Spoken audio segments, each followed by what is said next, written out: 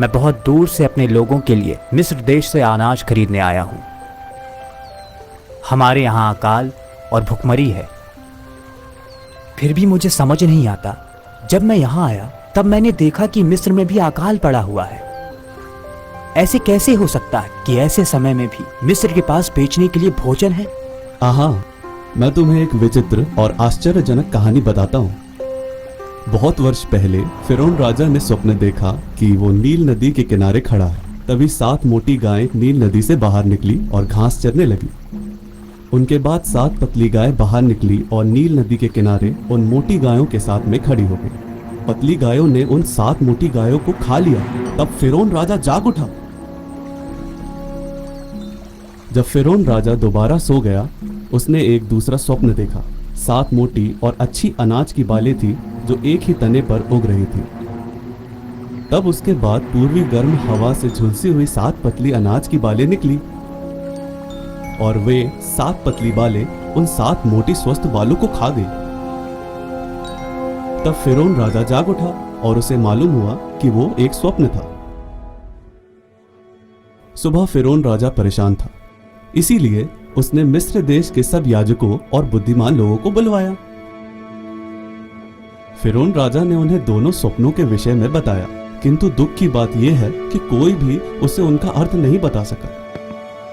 तब फिरौन राजा के सेवक ने उससे कहा, आज मैं अपनी गलतियां बताता हूं। फिरौन राजा मुझसे और रोटी पकाने वाले प्रधान से बहुत गुस्सा था, इसलिए उसने हम दोनों को जेल में डाल दिया। जब हम दोनों जेल में थे तब हमें एक एक स्वप्न आया। जेल में हमारे साथ एक यहूदी भी था। हम दोनों ने उसे अपने स्वप्न बताए और उसने हमारे स्वप्नों के अर्थ बताए। ठीक वैसा ही घटित हुआ जैसा उसने कहा था। तब फिरौन राजा ने उस यहूदी दास को, जिसका नाम यूसुफ था, बुलाया और उससे कहा, मैंने 2 स्वप्न देखे थे और मिस्र देश में ऐसा कोई नहीं है जो मुझे इसका अर्थ बता सके। लेकिन मैंने सुना है कि तुम मुझे उन स्वप्नों का अर्थ बता सकते हो। यह मेरी शक्ति में नहीं है, किंतु फिर फिरौन राजा की भलाई में मेरा परमेश्वर मेरे द्वारा उनके अर्थ बताएगा। कोई भी मुझे उनका अर्थ नहीं बता सका। फिरौन राजा के दोनों स्वप्नों का अर्थ एक समान है। परमेश्वर ने फिरौन पर प्रकट किया है कि उसे मिस्र देश में क्या करना है।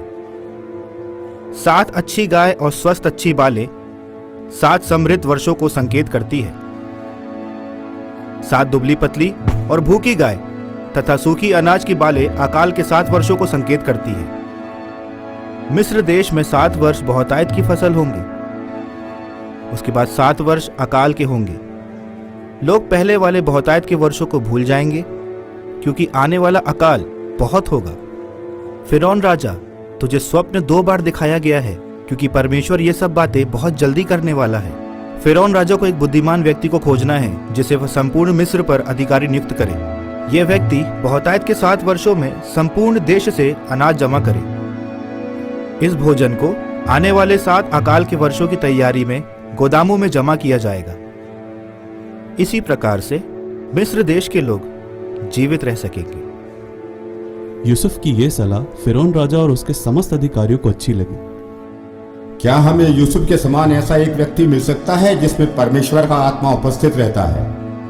क्योंकि परमेश्वर ने तुम्हें इन सब बातों को जानने के लिए योग्य बनाया है, इसलिए तुम मेरे घराने की देखरेख करोगे तथा मिस्र के समस्त लोग तुम्हारी आज्ञाओं का पालन करेंगे।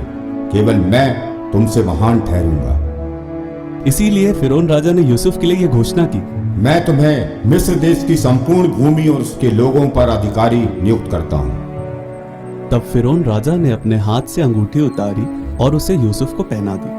उसने यूसुफ को उत्तम मलमल के वस्त्र पहना दिए और उसने गले में सोने की चैन पहना दी। तब उसने यूसुफ को मिस्र के संपूर्ण देश पर अधिकारी ठहरा दिया। 7 वर्षों में बहुतायत की फसल के दौरान यूसुफ ने मिस्र देश की सब प्रकार की भोजन वस्तुओं को नगरों में जमा कर दिया। यूसुफ ने इतना अधिक अनाज जमा किया कि उसे मापना असंभव हो गया। बहुतायत के 7 वर्षों का अंत हो गया और अकाल के 7 वर्ष आरंभ हो गए, ठीक वैसे ही जैसा यूसुफ ने कहा था। जब अकाल भयानक हो गया, यूसुफ ने अनाज के भंडार खोल दिए और उसने मिस्र के लोगों को अनाज बेचा।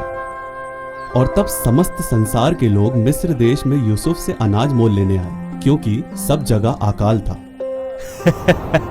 क्या तुम ये कह रहे हो कि जेल का एक व्यक्ति समस्त मिस्र देश का सबसे शक्तिशाली व्यक्ति हो गया? केवल राजा फिरौन ही उसके ऊपर था। क्या उसे ये सब इसलिए प्राप्त हुआ क्योंकि उसने फिरौन राजा के स्वप्नों का अर्थ बताया था? निश्चित रूप से यह बात सच नहीं है। किसी ने तुम्हें इस कहानी से गुमराह किया है। मेरे दोस्त, तुम चिंता मत करो। मुझे मालूम है कि यह कहानी सच है, क्योंकि मैं फिरौन राजा के दरबार में सेवक हूं। मैं यूसुफ के साथ जेल में था। उसने मेरे स्वप्न का अर्थ बताया था, और वो मैं ही था जिसने फिरौन राजा को यूसुफ की योग्यताओं के बारे में बताया था।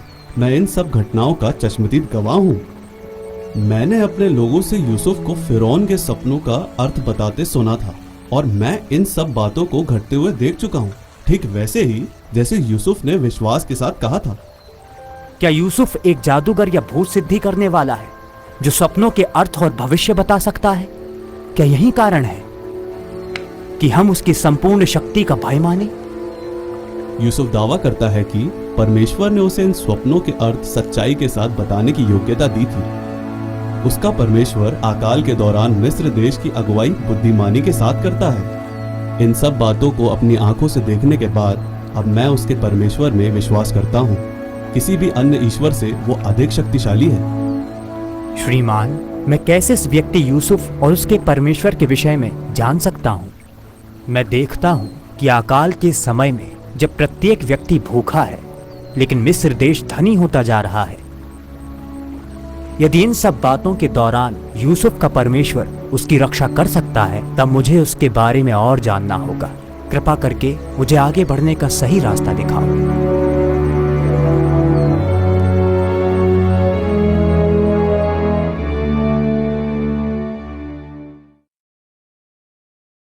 Smash the boundaries.